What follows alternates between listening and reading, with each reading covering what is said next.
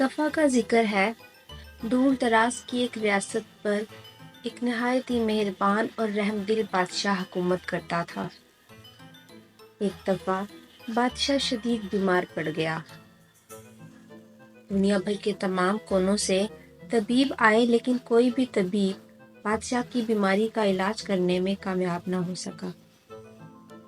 آخرکار تمام طبیبوں نے بادشاہ کی بیماری کے سامنے ہتھیار ڈال دیے۔ بادشاہ کو بھی ساری امیدیں ختم ہو چکی تھیں، تو ایک دن ایک بوڑھا طبیب آیا اور اس نے بادشاہ سے کہا کہ بادشاہ سلامت، ویسے تو آپ کی بیماری لا علاج ہے، لیکن اگر آپ آب حیات حاصل کر لیتے ہیں تو اس سے آپ کی بیماری کا علاج ممکن ہے۔ اس نے بتایا کہ وہ آب حیات دنیا کے ایک آخری کونے میں موجود ہے اور اس کی نگرانی ایک بہت ہی غصے والا خطرناک ڈریگن کر رہا ہے۔ تو یہ بات سن کر بادشاہ کو کچھ امید بندھی اور اس نے اپنے تینوں شہزادوں کو بلا بھیجا۔ تینوں شہزادے حاضر ہوئے تو بادشاہ نے انہیں کہا کہ تم تینوں میں سے جو بھی آب حیات ڈھونڈ کر لائے گا، اگلی میرے بعد ریاست کا حکمران وہی ہوگا۔ تو بادشاہ کی یہ بات سننے کے بعد تینوں شہزادے اس سفر کے لیے تیار ہو گئے۔ انہوں نے اپنی ضرورت کا سامان اپنے ساتھ رکھا اور پھر اس مشکل اور پرخطر سفر کے لیے روانہ ہوئے۔ راستے میں انہیں بہت سی مشکلات کا سامنا کرنا پڑا۔ جنگل میں گزرتے ہوئے انہیں خطرناک جانوروں سے نمٹنا تھا۔ سب سے بڑا شہزادہ، جو کہ بہت ہی زیادہ بہادر تھا، وہ ان تمام مشکلات کا سامنا کرتے ہوئے اونچے اونچے پہاڑوں پر چڑھتے ہوئے آخرکار دنیا کے اس کونے میں پہنچ گیا جہاں پر وہ آب حیات موجود تھا۔ وہاں پر اس کا مقابلہ اس خطرناک ڈریگن سے ہوا۔ اپنی بہادری کی وجہ سے وہ اس ڈریگن کو ہرانے میں کامیاب ہو گیا، اور وہاں سے اس نے اپنے باغ کے لیے پانی لیا اور واپس آنے لگا۔ راستے میں اتنا سا سفر طے کرنے کے بعد شہزادہ اب بہت ہی زیادہ تھک چکا تھا۔ وہ کچھ دیر آرام کی غرض سے جنگل میں بیٹھ گیا۔ جب وہ وہاں پر آرام کر رہا تھا تو وہاں پر ایک بونا آیا جو کہ بہت ہی زیادہ چالاک اور ہوشیار تھا۔ اس نے شہزادے سے کہا، اگر تم واقعی بادشاہ کو ٹھیک کرنا چاہتے ہو تو تم میرے پاس ایک جادوئی سیب ہے، وہ لے جاؤ۔ وہ بادشاہ کو صحت یاب کر دے گا، جبکہ اس پانی سے بادشاہ کی صحت پر کوئی اثر نہیں پڑے گا۔ تو شہزادہ اس کے دھوکے میں آ گیا اور اس نے پانی اسے دے دیا اور اس کے بدلے میں اس سے وہ جادوئی سیب لے لیا۔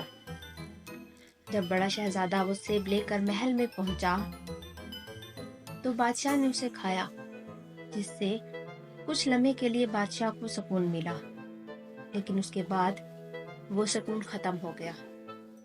یعنی کہ اس بونے نے شہزادے کے ساتھ دھوکا کیا تھا اور دھوکے کے ساتھ اس سے وہ پانی لے لیا تھا اور اسے یہ سیب دے دیا تھا۔ دوسرا شہزادہ ان تمام مشکلات سے گزرتا ہوا دنیا کے اس کونے تک پہنچا جہاں پر وہ بھی اس ڈریگن کو ہرانے میں کامیاب ہوا اور وہاں سے پانی لے کر واپس آنے لگا۔ راستے میں اس کا گزر بھی اسی جنگل سے ہوا۔ جب وہ وہاں آرام کر رہا تھا تو وہاں پر ایک بونا آیا۔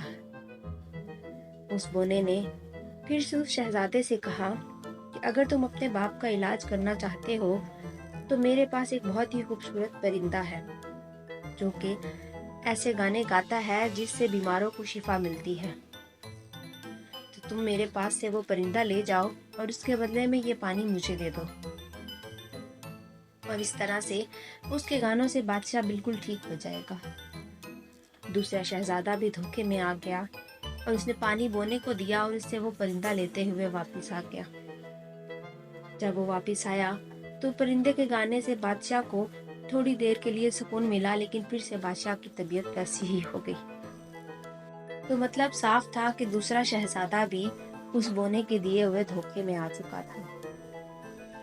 تیسرا شہزادہ جو کہ بہادر ہونے کے ساتھ ساتھ نہایت ہی سمجھدار بھی تھا، وہ بھی تمام مشکلوں سے نمٹتا ہوا پانی کے پاس پہنچا، جہاں پر اس کا مقابلہ بھی اسی ڈریگن کے ساتھ ہوا اور وہ اسے ہرانے میں کامیاب ہو گیا۔ وہ پانی لے کر وہاں سے واپس آ رہا تھا تو پھر سے وہ دھوکے باز بونا اس کے پاس بھی گیا۔ اس نے شہزادے کو کہا کہ یہ پانی مجھے دے دو اور اس کے بدلے میں تمہیں کچھ ایسا دوں گا جس سے بادشاہ بالکل ٹھیک ہو جائے گا۔ لیکن شہزادے نے سوچا کہ آخر یہ بونا اس طرح سے کیوں کہہ رہا ہے اور مجھ سے پانی کیوں مانگ رہا ہے۔ تو اس کی چھٹی حس نے اسے خطرے سے آگاہ کیا اور اسے یہ احساس دلایا کہ وہ بونا اسے دھوکہ دینا چاہ رہا ہے۔ تو اس نے بونے کی بات ماننے سے انکار کر دیا اور پھر اس پانی کو لیتا ہوا جنگل سے گزرتا ہوا واپس محل پہنچا، جہاں پر بادشاہ کی طبیعت اب پہلے سے بہت ہی زیادہ خراب ہو چکی تھی اور دن بدن مزید بگڑتی جا رہی تھی۔